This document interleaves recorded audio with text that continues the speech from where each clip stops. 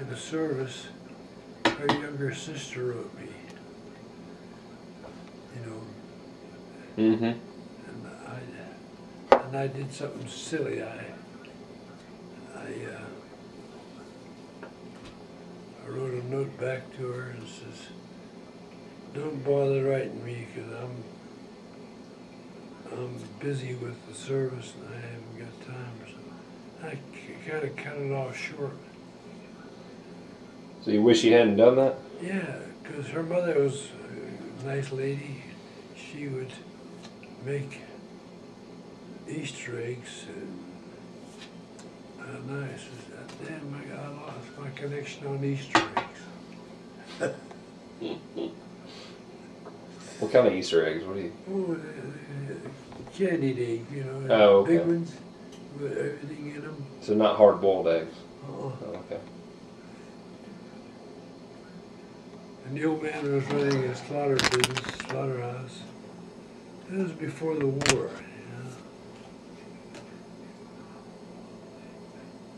In them days they were drafted before the war.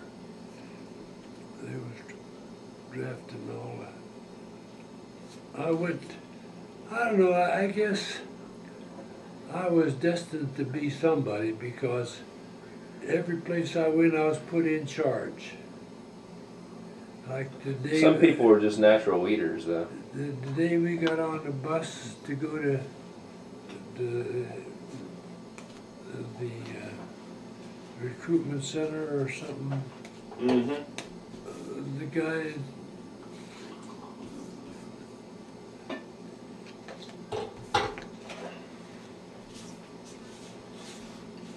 guy in charge says, "George, you take over this and run this." Well, see, I had business experience and they all knew me, and they knew I had I guess they knew more about me than I knew about myself. Hmm. And,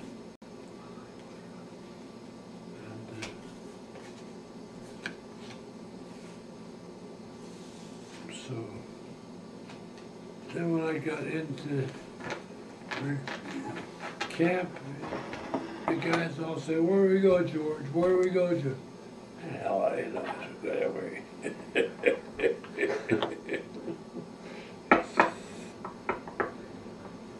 But if you sit and watch and look and listen, you don't have to know where the hell you're going. You watch where the crowd goes. Then we had them days we go into the service. None of the barracks are clean. You know, they were all World War I barracks. Okay. We had first thing we had to do is mop the floors. They give us buckets and mops to mop the floor. Mm-hmm. The next thing we had to go is haul the beds in from the warehouse. After we hauled the beds in, we had to go haul the mattresses. And we had all that damn stuff, maybe 100, 200 yards, you know. Mm-hmm. But we made out. The guy said, "Where are we going to sleep?" I said, "Upstairs." And this is it. The sergeant comes in, he'll go to ground floor first. And we'll get time to get up and get dressed. And there was about 12 of us when at one time. Did you, you said you started off as a private. I thought in the Air Force it was airman first class. No, I was a private. I was Army then. There was no Air Force when I went in. Okay. It was Army. When did the Air Force start? It was Army Air Corps, well, the official Air Force, 1947. Okay. It separated. That's when it separated? From the Army, yeah. Okay. April 1947. Hmm. When I went in in 49, we were still using Army clothes, or we didn't have any Air Force uniform. Hmm. We had Army uniforms. What time do you want to go? What time is it? 9. We gotta get rolling. Okay, I'm ready. Okay. You get ready. So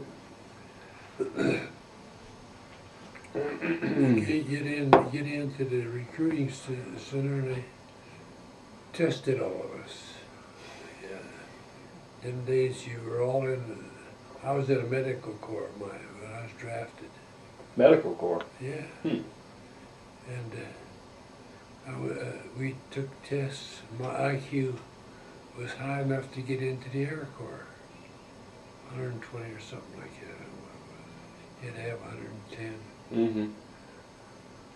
So they recruited me for the Air Corps. And 3 or 4 of my buddies passed and some of them didn't. I said, we can't go without leave our buddies, you know. The guy said, we'll take them. I said, what are you going to do with them? He said, well, we need people to stoke the fires and haul the, you know, do the chores around the barracks, clean the barracks while you guys are in school. The menial tasks. Yeah, that's what they got. They all lived, but most of them are dead by now. Hmm. And I was home one time. One of my neighbors went in with me. He came up to me and he says, "Never thought you'd make it. Never thought you'd make it. You know, you were a hell of a soldier." I said, "Well, somebody thought I was pretty good." Yeah, we took tests and I was ended up as an airplane mechanic. And I went to Chanute Field where they taught me airplane mechanics. When was this? Huh? When was this? When? Uh-huh. I was drafted in 1941. So what airplanes did you work on? We didn't see any airplanes at all. Oh, okay. We was working on engines. Oh, okay. Well, what engines did you work on? Like what airplanes did the engines go to? Oh, one was an inline engine. I don't know. It was a radial engine with the cylinders on the outside. Mm-hmm. And we would troubleshoot and repair. Then when I went to New Mexico, first airplane I saw was an 820. We had one on a base. A-20? 820. Looks like a B-30, B-26. Mm-hmm. Like it looks like a Martin bomber, but it was different, you know, in design. Well, hell, when the war broke out, I was in the Chanute Field going to school. War broke out, I was on KP, and I walked out, and I got a break. I walked out of the mess hall to the flat line. Mm-hmm. Here I saw a captain or a lieutenant, I don't know what the hell he was at that time, and a couple of sergeants trying to mount a machine gun on a fabric-covered airplane. He was having one hell of a time. And one says, put it up in front on the, so that the pilot could see and shoot. But he said, another guy said, hell, you shoot the propeller off. Did they end up getting it on there? Oh, no. Then we was on the guard duty. We had what they call perimeter security. All around we had men every 5-10 feet, you know. Mm-hmm. And we were supposed to have guns. Every fifth guy had a gun. The rest of us had wooden guns. Didn't have any guns. Just play guns? Nothing. Gosh. Boy, we were unprepared as all hell. They could have walked, the Japanese could have walked from California. They might have got a couple hunters to stop them with it. Hunters were better equipped than we were. Mm-hmm. Oh, damn, that was something. Wow. This country was in real bad shape in 1941. Oh, man. The first airplane I saw was when I went to Bowling Field.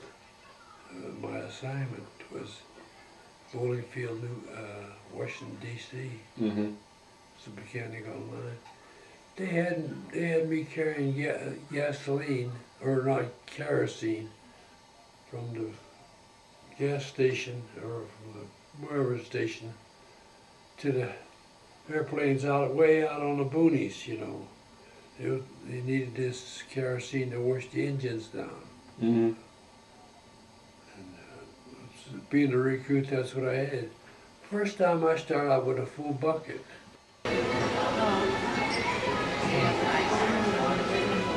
Say something wise for posterity. Oh, look, he's smiling. You're a good man.